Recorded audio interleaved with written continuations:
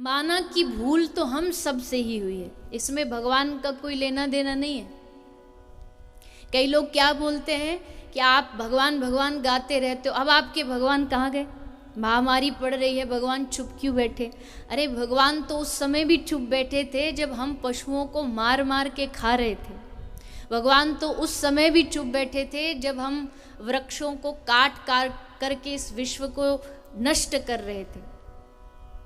भगवान कुछ नहीं बोलते। जैसे एक परीक्षा चलती है, जब एग्ज़ाम चलता है तो जो एग्ज़ामिनर होता है, मास्टर जी जो होते हैं, वो राउंड लगाते रहते पूरी क्लास में, कोई चीटिंग तो नहीं कर रहा, कोई एक दूसरे के में झांक तो नहीं रहा, तो देखते रहते हैं घूम घूम करके, और झांक के देख भी लेते हैं कि कितने पन्ने भर दिए, कितने बाकी हैं, और ये भी देख लेते हैं कि उत्तर सही लिखा है या गलत लिखा है।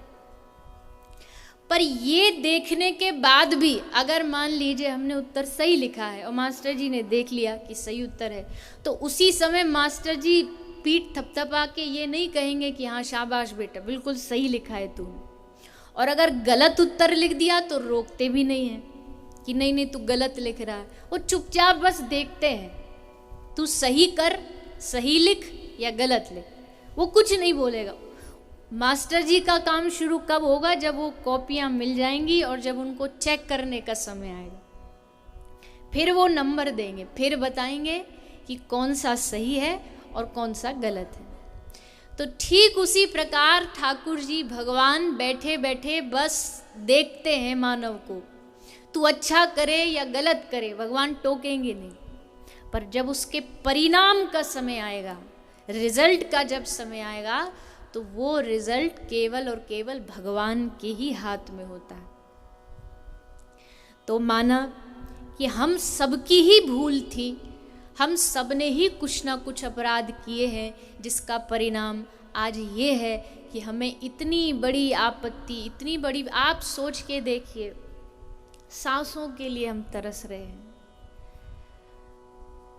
चारों तरफ हाहाकार मचा। और कुछ चित्र तो ऐसे देखने में आ जाते हैं कि देख करके बस दिल से एक ही प्रार्थना निकलती है कि हे गोविंद रक्षा करो। अब इस विश्व पर बहुत कहर आया है, बहुत आपत्ति आई है, और वैसे भी भारत जो राष्ट्र है ये तो भगवान के ही भरोसे जीता है, भगवान के ही विश्वास पर जीता है। तो हे गोविंद अब तो सबकी रक्षा करो।